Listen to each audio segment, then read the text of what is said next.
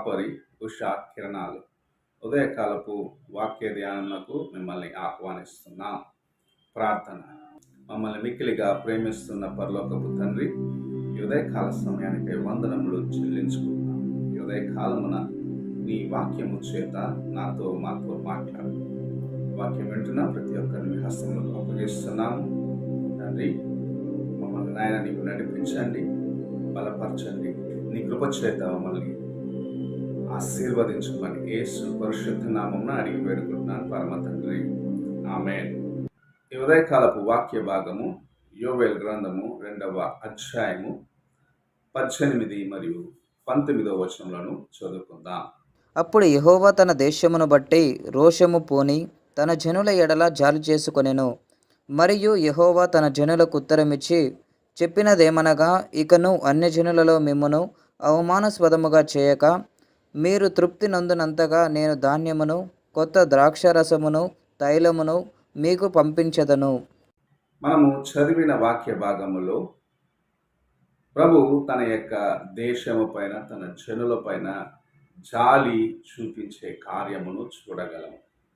వారు దేవునిని విడిచిపెట్టి అన్యులతో సహవాసము కలిగి దేవుని యొక్క కృపను నిర్లక్ష్యపరిచినప్పటికీ ప్రభు వారిపైన జాలి చూపించినారు. అన్య దేశములో ఉండి ఆయన వైపు చూసి మొరపెట్టినప్పుడు వారిని తిరిగి తన యొక్క వాగ్దాన భూమికి ప్రభు నడిపించినారు. వారికి ఆయన కృప నిరంతరము తోడుగా ఉన్నది అని ఆయన తన యొక్క కృపను వారి పట్ల వెల్లడిపరుస్తూ అనేక సార్లు బయలుపరుస్తూ వచ్చినారు. ఈ ఉదయకాలంలో ఈ వాగ్దానమును ప్రభు మన ముందు ఉంచుతూ ఉన్నాడు. నీ పైన ఆయన జాలి కలిగిన వాడిగా ఉన్నాడు. నిన్ను ఆయన చూస్తూ ఉన్నాడు. నిన్ను కనికరించేవాడిగా ఉన్నాడు. నిన్ను నడిపించేవాడిగా ఉన్నాడు. తన యొక్క వాక్యమును పంపి నిన్ను కాపాడేవాడిగా ఉన్నాడు అని ప్రభు ఈ ఉదయకాల సమయంలో నీతో మాట్లాడుతూ ఉన్నాడు. మనము చూసినట్లయితే అన్యుల మధ్యలో నిన్ను అవమానపడనీయను. నా ప్రజలైన వారు అన్యుల మధ్యలో అవమానము పొందరు. వారికి అవసరమైన ధాన్యమును, ద్రాక్షారసమును నేను వారికి ఇచ్చి వారిని తృప్తి పరుస్తాను అని ప్రభు చెప్పటం చూడగలము. అనగా నీ అవసరతలన్నింటినీ తీర్చి నిన్ను స్థిరపరుస్తాను అని ప్రభు వాగ్దానము చేయుచు ఉన్నాడు. ఈ దినమున నీవు నీ హృదయాన్ని దేవుని సన్నిధిలో పరీక్షించుకోవాలి. ఎందుకు దేవుని యొక్క కృపను నీవు సంపూర్ణముగా నీ జీవితంలో అనుభవించలేకపోయినావు? ఏ పొరపాటు దేవునికి నీకు మధ్యలో వచ్చి ఆయన యొక్క ఆశీర్వాదాలని నీ జీవితంలో నుండి తీసివేసింది? ఎందుకు ప్రభు నిన్ను చూసి లేకపోతే నీ పైన కోప్పడి ఉన్నాడు అని నీవు అనుకుంటున్నావు అని ఒక్కసారి కూర్చొని ఆలోచించుకో. అది నీ పొరపాటును బట్టే జరిగినది.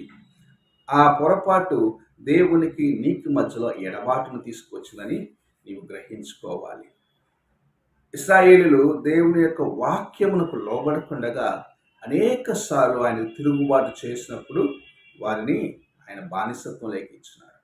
అయితే అన్యుల మధ్యలో వారు వేదన చెందినప్పుడు ప్రభు వారికి మార్గమును తెరచి వారి మధ్యలో వారిని హెచ్చించే కార్యములు మనము అనేకము చూస్తూ ఉన్నాం. మొర్దెకైని ఎలాగైనా చంపాలని హామాను ప్రయత్నిస్తే ఏ ఉరి కంబము పైన మొర్దెకైని ఉరి తీయాలనుకున్నాడు హామాను, ఆ ఉరి కంబము పైన అతడు వేలాడినాడు.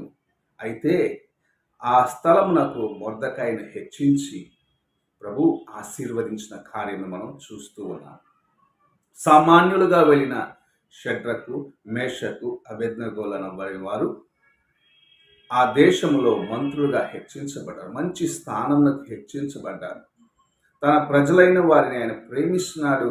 వారిని ఆశీర్వదించాలని ప్రతిదినము వారి వైపు చూస్తున్నాడు అని చెప్పేదానికి ఇది ఒక గొప్ప గుర్తుగా ఉంటుంది. ఈ ఉదయ కాలమున నీవు ఆయన వైపు చూడాలి. నీ యొక్క జీవితంలో నీవు చేసిన పొరపాట్లను ఒప్పుకొని సరిచేసుకొని ఆయన యొక్క సన్నిధిలో నీ హృదయాన్ని సరిచేసుకోవాలని ప్రభు ఆశిస్తున్నాడు. అదే సమయంలో ఆయన నిన్ను ప్రేమిస్తున్నాడు. నిన్ను ఎక్కడ ఎవరి ముందు కూడా తల వంచుకోనియడు అని ప్రభు నీతో మాట్లాడుచున్నాడు. దేవుని యొక్క వాక్యం వింటున్న ప్రియ సహోదరుడా, సహోదరి, అన్యుల మధ్యలో నీవు అవమానం పొందుతున్నావంటే, లేకుంటే వారి మధ్యలో నీవు జయించలేకపోతున్నావంటే దానికి కారణము నీవు ఏ పొరపాటు చేసినావో దాన్ని దాచిపెట్టుకున్నావు. అయితే నీవు దేవుని వైపు చూసి సంకట సమయంలో ఆయన యొక్క కృపను వేడుకున్నట్లయితే నిన్ను చూస్తున్నాడు. ఆయన నీపైన జాలి కలిగిన వాడు, తన నామమును బట్టి రోషము కలిగిన వాడు, తన ప్రజల కొరకు రోషము కలిగిన వాడు, తన దేశము కొరకు రోషము కలిగిన దేవుడుగా ఆయన ఉన్నాడు. ఎన్నడూ చెయ్యి విడువడు, ఎన్నడూ నేను ఎడబాయడు అన్న కార్యమును జ్ఞాపకం చేసుకుంటూ నీ హృదయాన్ని ఆయనకు సమర్పించుకో. అప్పుడు గొప్ప ఆశీర్వాదములను నీ జీవితంలో చూడగలవు.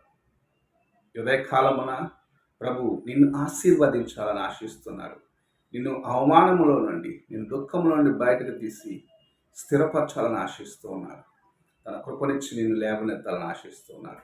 నీవు నీ హృదయాన్ని ఆయనకు అప్పగించుకుంటావా? నీవు నీ జీవితమును ఆయనకు అంకితము చేసుకొని ఆయన కొరకు నమ్మకముగా జీవించడానికి ప్రయత్నిస్తావా? ఒక్కసారి నీవు పరీక్షించుకో. ప్రార్థన చేసుకుందాం. మహోన్నతుడైన గొప్ప దేవ, ఈ ప్రాతకాలం నీవు మాకు ఇచ్చిన నీ వాక్యం బట్టి వందనాలు చెల్లించుకుంటున్నాము. నీకు నాయన మేము సన్నిహితులుగా ఉన్నట్లుగాను నీ కృపను సంపాదించుకునే వారిగా మమ్మల్ని చేయమని, మా బలహీనతలన్నింటినీ సరి చేసుకొని నీకు ముందుగా యథార్థముగా నిలబడి ఈ కృపను నాయన మా జీవితంలో అనుభవించడానికి సహాయం చేయమని యేసు పరిశుద్ధ నామమున అడిగి వేడుకుంటున్నాను పరమ తండ్రి. ఆమేన్. తండ్రి అయిన దేవుని ప్రేమ, కుమారుని క్రీస్తు కృప, ఆదరణకర్తైన పరిశుద్ధాత్మక సహవాసము ఇప్పుడు ఎల్లప్పుడూ తోడై ఉండి సదాకాలము నడిపించునుగాక. ఆమేన్.